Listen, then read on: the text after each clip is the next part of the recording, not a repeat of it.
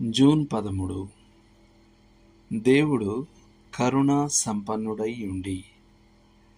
ఎఫెసీయులకు రాసిన పత్రిక 2వ అధ్యాయం 4వ వచనం. దేవుని కనికరం అనగా అపరాధులు, విఫలమైన వారు, బాధలలో ఉన్నవారు లేదా అవసరతలో ఉన్నవారి పట్ల ఆయన చూపించే జాలి, ప్రేమపూర్వక దయ మరియు కరుణ. దేవుడు కనికరంలో ధనవంతుడని మరియు కనికరంలో సమృద్ధి గలవాడని లేఖనాలు నొక్కి చెప్తున్నాయి. ఎఫెసీయులకు రాసిన పత్రిక 2వ అధ్యాయం 4వ వచనం, కీర్తనలు 86:5వ వచనం. ఆయన కనికరం సమృద్ధి అయినది. పేతురు రాసిన మొదటి పత్రిక 1వ అధ్యాయం 3వ వచనం.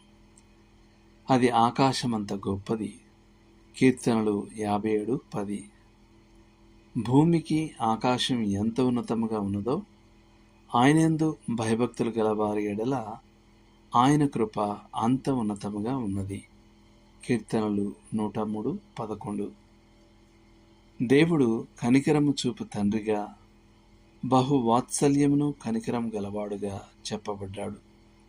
కొరింథీయులకు రాసిన 2వ పత్రిక 1వ అధ్యాయం 3వ వచనం, యాకోబు పత్రిక 5వ అధ్యాయం 11వ వచనం. ఆయన కనికరాన్ని ప్రసాదించడంలో పక్షపాతం చూపడు. ఆయన చెడ్డవారి మీదను మంచివారి మీదను తన సూర్యుని ఉదయింపజేసి నీతిమంతుల మీదను అనీతిమంతుల మీదను వర్షం కురిపించుతున్నాడు. మత్తయి సువార్త 5వ అధ్యాయం 45వ వచనం. మనుషులు నీతి క్రియల వలన రక్షింపబడరు. తీతుకు రాసిన పత్రిక 3వ అధ్యాయం 5వ వచనం. కానీ ఆయన సర్వాధిపత్య కనికరం వలననే రక్షించబడతారు. నిర్గమకాండం 33:19, రోమీలకు రాసిన పత్రిక 9:15. ఆయన యందు భయభక్తులు గలవారి ఎడల ఆయన కనికరం నిరంతరం ఉంటుంది.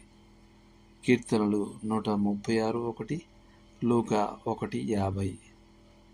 కానీ పశ్చాత్తాప పడని వారికి అది ఈ జీవితానికి మాత్రమే పరిమితం.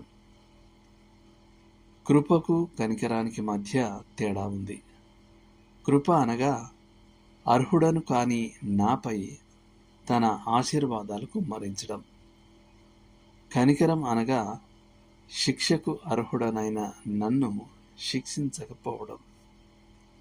లేఖనంలోని ప్రతి సిద్ధాంతానికి మనం చేయవలసిన పని జత చేయబడి ఉంటుంది.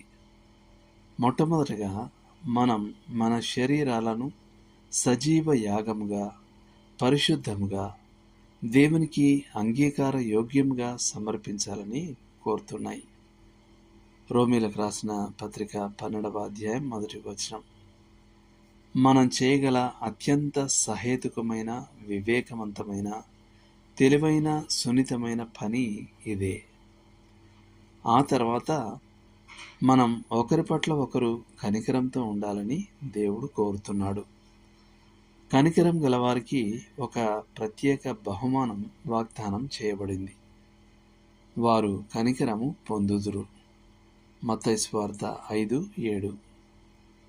ప్రభువు బలి కంటే కనికరాన్నే కోరుతాడు. మత్తయి సువార్త 9:13. అనగా వ్యక్తిగత దైవ భక్తి నుండి వేరు చేయబడిన గొప్ప బలి కార్యాలు అంగీకరించబడవు. మంచి సమరయుడు తన పొరుగువాని పట్ల కనికరం చూపించాడు.